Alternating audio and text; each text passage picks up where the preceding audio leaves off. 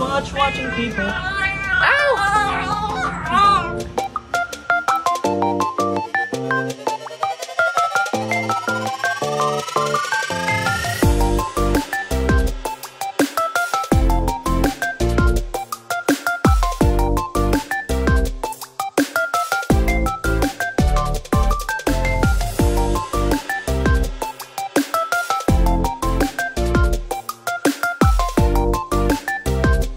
Bibi!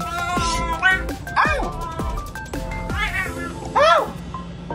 Gusto kong kumanta, mag-cover ng song since kanta ako ng maayos, sinatry ko, ganyan. Parang nagte-test run ako ng vocals, ganyan. Tapos biglang, yun na, inatake niya na ako sa likod, hindi ko na alam. Nagulat na lang ako, like sobra. Kasi yun yung first time na nakita ko siya ng galit na galit sa akin ever.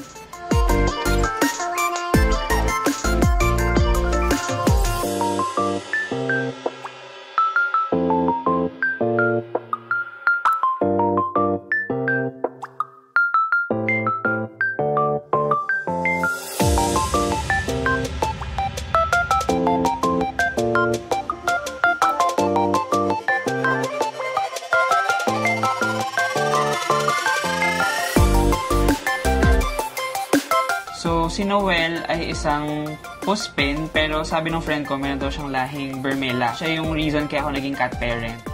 Si Noel is, ang masasabi ko sa kanya is very sweet, but also very maldita. Like, playful kasi siya talaga. So, fan din ako, kaya nagtitigan kami dun sa video.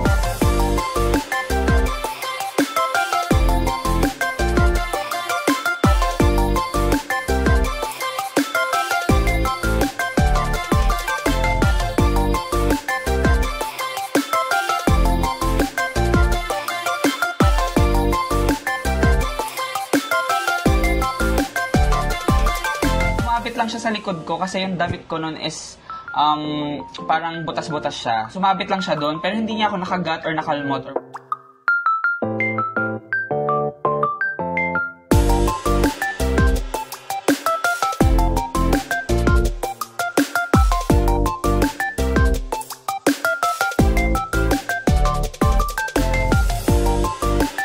Siyempre nagtaka ako, pero ang naisip ko lang, baka nainis sa akin. Pero nung nagbabasa ko ng comments dun sa video, sabi nila is in heat daw si Noel. So, narealize ko na oo nga, kasi yung behavior niya na na inatake niya ako sa likod, kakagatin niya ako sa leeg, tapos akala niya ata, since may high notes yung kanta, naghahanap ako ng May. After that, parang natauhan din siya. Parang